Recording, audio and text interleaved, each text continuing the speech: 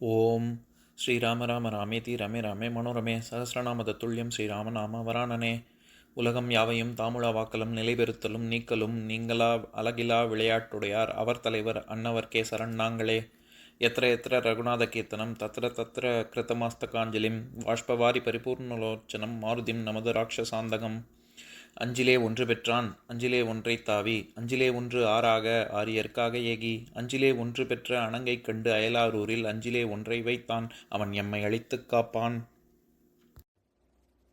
இன்னைக்கு நம்ம கம்பராமாயணத்துல பாலகாண்டத்துல மிகைப்பாடல்கள்ல காப்புச்செய்யுள்ள 13வது பாட்டு பார்க்க போறோம்.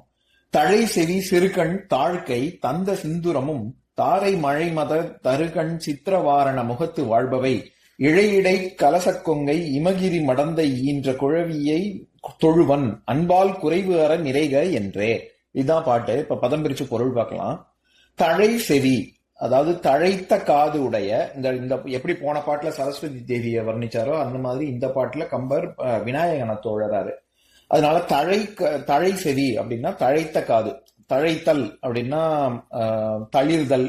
இப்ப இலை அரும்பு இதுல அந்த தளிர்தல், அதுக்கப்புறம் பீலிக்குடை, நம்ம விசிறின்னு சொல்றோம்ல, அதாவது மயில் தொகைகளால் ஆன விசிறி, ஒரு விதமான மாலை, இது எல்லாத்துக்குமே பச்சிலை, இந்த மாதிரி நிறைய அர்த்தம் இருக்கு தழைங்கிறதுக்கு.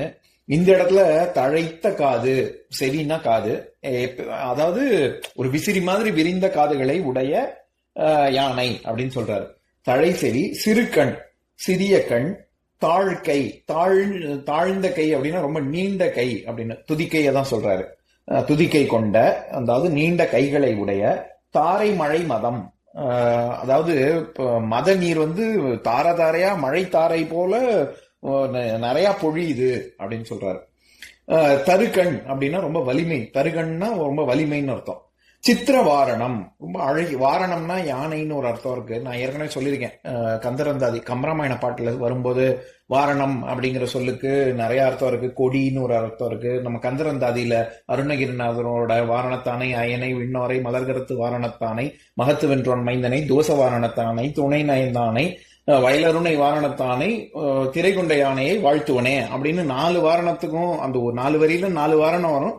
4 வாரணத்துக்குமே வேற வேற அர்த்தம் இருக்கு. கொடி, இது யானை அப்படின்னு. அந்த மாதிரி இந்த இடத்துல சித்திரவாரணம் அப்படின்னா ரொம்ப அழகிய யானை அப்படின்னு அர்த்தம். வாரண முகத்து வாழ்பவை, அப்பேற்பட்ட விநாயகனை இழை இடை இதுக்கப்புறம் பார்வதியை வர்ணிக்கிறாரு. இழை இடை, இழைன்னா நூல்னு அர்த்தம். நூல் இடை கொண்டவள், கலச கொங்கை, கலசம்னா குடம், குடம் போன்ற தனங்களை உடையவள். இமகிரி மடந்தை, நான் ஏற்கனவே சொல்லியிருக்கேன், பார்வதிக்கு எப்படி மலைமகள் கலைமகள் அலைமகள் அப்படின்னு 3 தேவியர்களையும் சொல்றோமோ அந்த மாதிரி மலைமகள் அப்படின்னு சொல்றது மலையில் தோன்றியவள், அதனாலதான் கிரிஜா அப்படின்னு பேர் இருக்குன்னு சொல்லியிருக்கேன். அந்த மாதிரி இங்க இமகிரி, அதனால இந்த இடத்துல இமகிரி மடந்தை அப்படின்னா இமயமலை அரசனின் மகளான பார்வதியின் குழந்தை, குழவியை தொழுவன். குழவின்னா குழந்தைன்னு அர்த்தம்.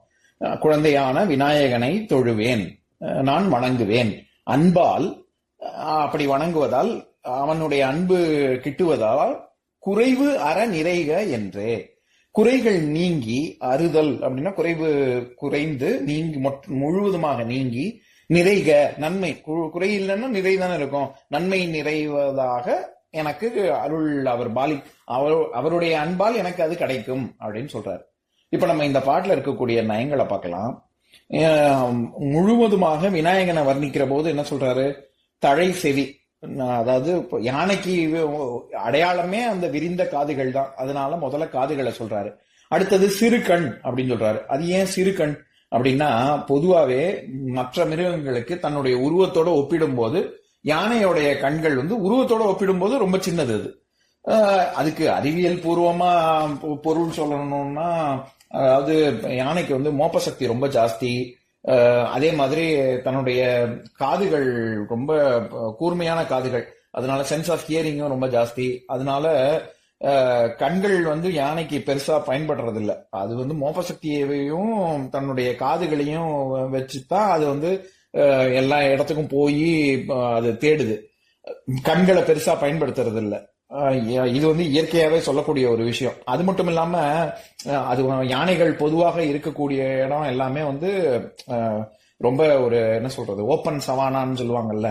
அதாவது ரொம்ப ஒரு உலர்ந்த நிலத்துல தான் இருக்கும் அது. அதனால அப்பேற்பட்ட தூசி துப்பட்டை எல்லாம் கண்ணில் படும்போது அதுக்கு வந்து ஒரு ஒரு எரிச்சலா இருக்கும்ல. அதனால பொதுவாவே இயற்கை, அதாவது இவல்யூஷன் மூலமாகவே அது வந்து அப்படியாகத்தான் அமைஞ்சிருக்கு அப்படின்னு அறிவியல் சொல்றாங்க. அது ஒரு பக்கம் இருந்தா கூட யானைக்கு வந்து ஞாபக சக்தி ஜாஸ்தி. அது எங்க போகணுமோ அதோட ஒரு யானை பாதைன்னு இருக்குல்ல, அந்த பாதையில இருந்து அது விலகவே விலகாது. மதம் பிடிச்சு வேற எங்கேயாவது போனால் ஒழிய யானை அது இருக்கக்கூடிய இடத்துல மட்டும்தான் இருக்கும், வெளியில அங்க இங்கெல்லாம் சுத்தாது. எதுக்கு இதை சொல்ல வரேன், இந்த இடத்துல சிறுகண் அப்படின்னா யானையுடைய உருவத்தை ஒப்பிடும்போது கண்கள் சிறுசு அப்படிங்கறதுனால சிறுகண் அப்படின்னு சொல்றாரு. அதே மாதிரி இது தும்பிக்கை, அப்புறம் தந்த சிந்தூரமும், தந்தத்தை உடைய சிந்துரம். அதாவது சிந்துரம்னா யானைக்கு இன்னொரு பேரு. நான் ஏற்கனவே சொல்லியிருக்கேன், யானைக்கு 60க்கும் மேற்பட்ட பேர் இருக்கு அப்படின்னு. வள்ளி தேவ யானைக்கு தெய்வ யானை அப்படின்னு ஏன் பேரு? இந்திரனுடைய ஐராவதத்தினால் வளர்க்கப்பட்டவள் அப்படிங்கறதுனால தெய்வ யானைன்னு சொல்றோம்ல. அந்த தேவி யானைக்கு சிந்துரை அப்படிங்கிறது இன்னொரு பேர் இருக்கு. இந்த சிந்துரம்னா யானைங்கிறதுனால எப்படி தெய்வ யானைன்னு சொல்றோமோ அந்த மாதிரி சிந்துரை அப்படின்னும் கந்த புராணத்துலலாம் தேவ யானையை பத்திய ஒரு பேர் வரும். எதுக்கு இதை சொல்லனே, சிந்துரம் அப்படின்னா ஒரு யானையோட இன்னொரு பேர் தான் அது. அப்புறம் மதனியர் தாரை தாரையாக வரும் அப்படின்னு வர்ணிக்கிறாரு. இப்பேற்பட்ட சித்திரவாரணம், இப்பேற்பட்ட அழகிய யானை. அப்புறம் பார்வதி தேவியை சொல்லும்போது நூலிடை, கலசக்கொங்கை, இமகிரி மடந்தை, அப்பேற்பட்ட பார்வதி ஈன்ற குழந்தையான விநாயகன். இப்ப நான் பாட்டை இன்னொரு தடவை படிக்கிறேன் கேளுங்க. தழைசெவி சிறுகண் தாழ்கை தந்த சிந்துரமும் தாரை மழை மத தருகண் சித்திரவாரண முகத்து வாழ்பவை இழையிடை கலசக்கொங்கை இமகிரி மடந்தை ஈன்ற குழவியை தொழுவன் அன்பால் குறைவு அரண் இதைக என்றே. இன்னொரு நாள் இன்னொரு பாட்டு பார்க்கலாம். ஓம் சாந்தாகாரம் புஜகசயனம் பத்மநாபம் சுரேஷம் விஸ்வாதாரம் ககனசத்ரசம் மேகவர்ணம் சுபாங்கம் லக்ஷ்மீகாந்தம் கமலநயனம் யோகி ஹிருத்யானகம்யம் வந்தே விஷ்ணும் பவபயஹரம் சர்வலோகைகநாதம். உம்பரோடு இம்பர்காரும் உலகம் ஓர் ஏழும் ஏழும் எம்பெருமான் என்று ஏத்தி இறைஞ்சி நின்று ஏவல் செய்ய தம்பியரோடும் தானும் தருமமும் தரணி காத்தான் அம்பரத்து அனந்தர் நீங்கி அயோத்தியில் வந்த வள்ளல்.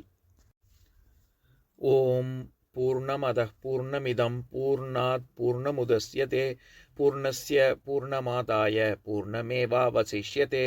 ஓம் சாந்தி சாந்தி சாந்திः.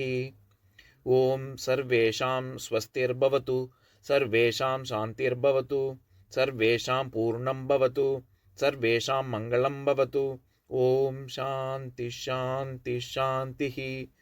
ஓம் சர்வே பவந்து சுகினः சர்வே சந்து நிராமயாः சர்வே பத்ராணி பஷ்யந்து மா கஷ்சித் துக்கபாக் பவேத்.